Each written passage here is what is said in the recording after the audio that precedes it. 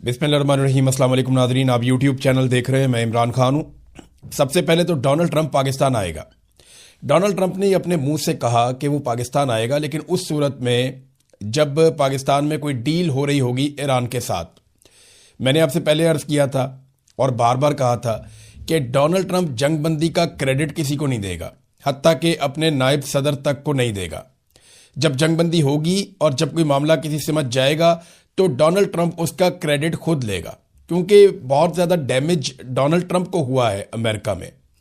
Donald Trump کو کتنی بڑی فیس سیونگ لے کر دے سکتے ہیں عاصم منیر صاحب، یہ منحصر ہے عاصم منیر اور ایران کے بیچ میں ہونے والی بات چیت میں۔ دیکھیں، جو امریکی پیغامات لے کر عاصم منیر صاحب گئے ایران میں، اور وہ پیغامات اور مشورے انہوں نے ایران کو دیے، اس کے بدلے میں ایران کے پاس بھی ایک ڈیل کا خاکہ موجود ہے۔ وہ چیزیں میں آپ کو پچھلے ویلاگ میں بتا چکا ہوں۔ اب سادی بات یہ ہے کہ جنگ بندی ہو چکی ہے، جس کے اوپر ایران کی پہلی اور بڑی شرط تھی کہ لبنان کے اندر فوری طور پہ جنگ بندی کی جائے، تو وہاں پہ جنگ بندی ہو گئی ہے۔ جنگ بندی کا جو اناؤنسمنٹ ہے وہ ڈونلڈ ٹرمپ نے کچھ اس طریقے سے کیا کہ میری بات ہوئی ہے لبنان کے صدر سے، لبنان کے صدر کا نام جوزف اون ہے، میری لبنان کے صدر سے بات ہوئی ہے اور اسرائیل کے وزیر اعظم سے بات ہوئی ہے، اور میں نے جنگ بندی کروا دی ہے۔ یہ میرا فخر ہے کہ میں اس سے قبل 9 جنگیں حل کروا چکا ہوں، اور یہ میری 10ویں جنگ ہے جسے میں حل کر رہا ہوں۔ ان دونوں کو وائٹ ہاؤس میں بلوا رہا ہوں۔ 1983 کے بعد پہلی مرتبہ ان کے بامقصد مذاکرات ہو رہے ہیں۔ اب میں ایک چیز آپ کو بتا دوں کہ جو لڑائی ہو رہی ہے وہ اسرائیل اور حزب اللہ میں ہو رہی ہے، اسرائیل اور لبنان کی حکومت میں نہیں ہو رہی۔ جو مذاکرات ہو رہے ہیں وہ اسرائیل اور لبنان کی حکومت کے ہو رہے ہیں۔ لبنان کی حکومت بھی حزب اللہ کے خلاف ہے اور اسرائیل بھی حزب اللہ کے خلاف ہے، اور جو علاقہ جہاں پہ حزب اللہ موجود ہے وہ ساؤتھ لبنان ہے۔ یہ وہ ایریا ہے جہاں پہ اسرائیل نے اٹیک کیا ہوا ہے، یہاں پہ حزب اللہ کی اکثریت ہے۔ میں ذرا تھوڑا سا آپ کو بیک گراؤنڈ بتاتا ہوں، آپ کو سمجھ آ جائے گا کہ حزب اللہ کی لبنان میں حکومت نہیں بننے دی گئی۔ لبنان میں حکومت جو ہے وہ اس سے حزب اللہ کو باہر رکھا گیا ہے، مگر عوامی حمایت سب سے زیادہ حزب اللہ کے پاس ہے۔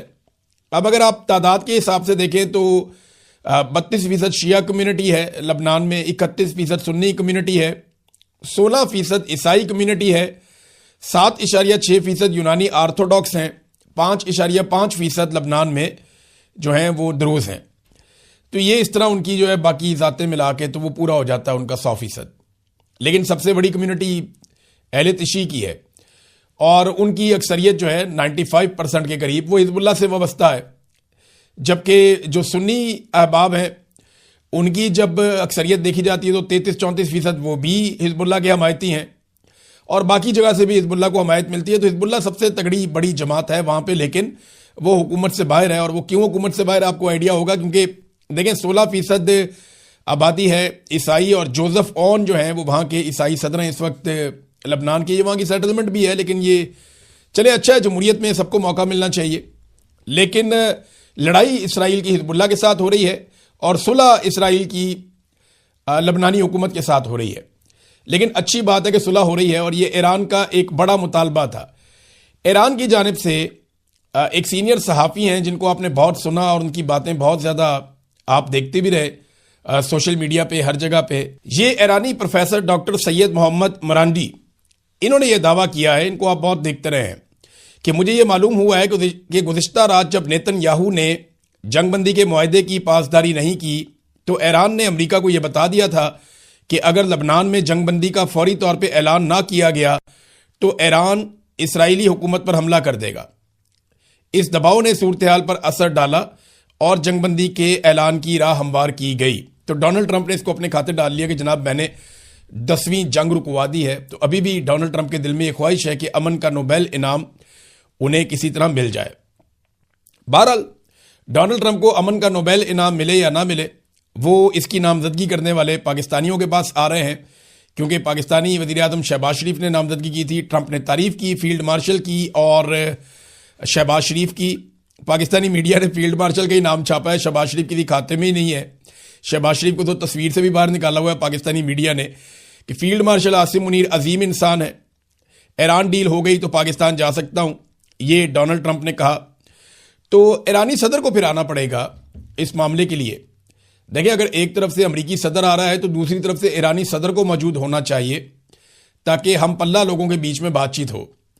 کیا اس میں امریکہ کچھ حاصل کرے گا؟ آج سے پہلے امریکہ کا کردار رہتا تھا مانیٹر کا، امریکہ کا کردار رہتا تھا ہیڈ ماسٹر کا، وہ باقیوں کے بیچ میں صلح کرواتا تھا اور اوپر ٹاپ پہ بیٹھتا تھا. لیکن اب پہلی مرتبہ ایسا ہو رہا ہے کہ پاکستان صلح کروا رہا ہے اور امریکہ ایران کے ساتھ بیٹھے گا جنہیں وہ کسی کھاتے میں نہیں لیتے تھے. یہ مذاکرات ہو بھی جاتے ہیں، ڈونلڈ ٹرمپ آ جاتا ہے، اسے کچھ فیس سیونگ مل بھی جاتی ہے.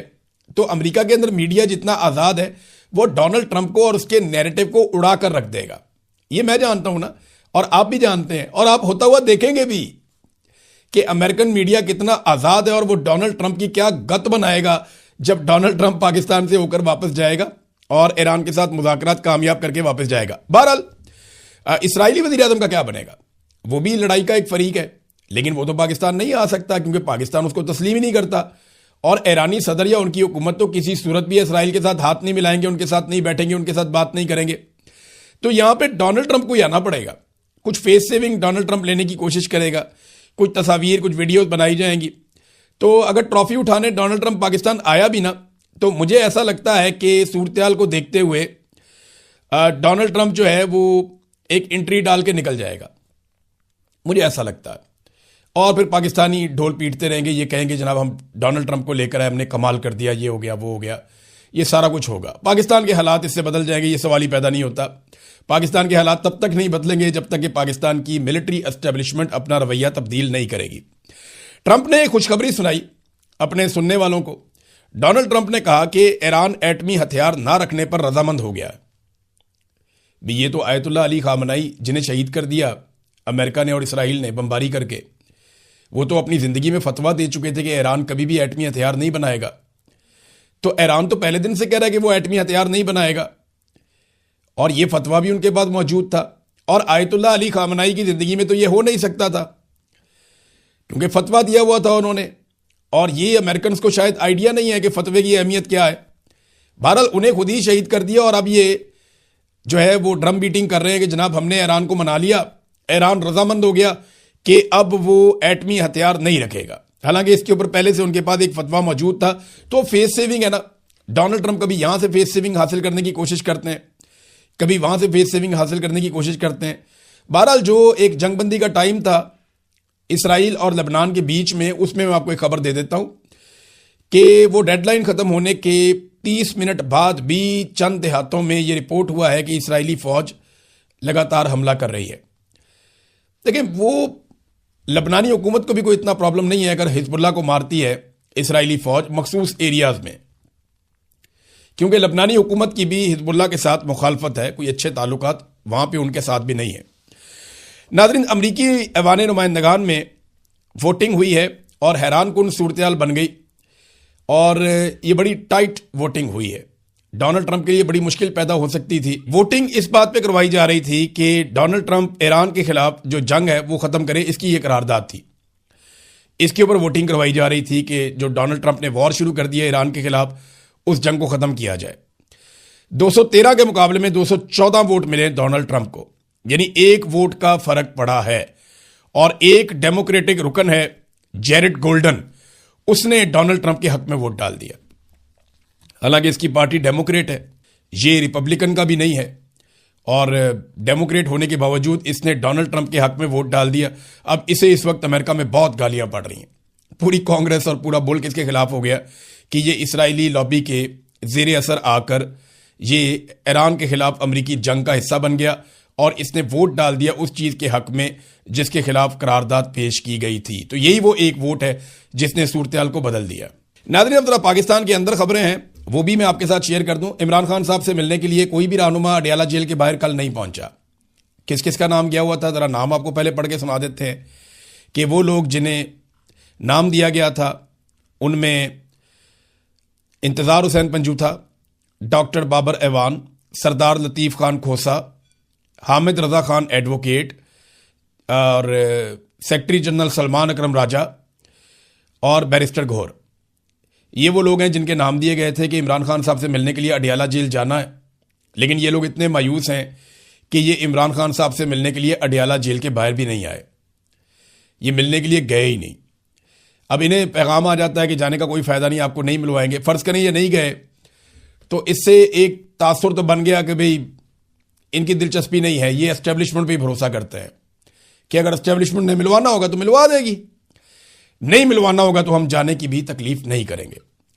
پہلے سہیل آفریدی صاحب جاتے تھے، انہوں نے 10-12 چکر لگائے اڈیالہ کے، اس کے بعد وہ بھی نہیں گئے، وہ پریشر بھی ختم ہو گیا.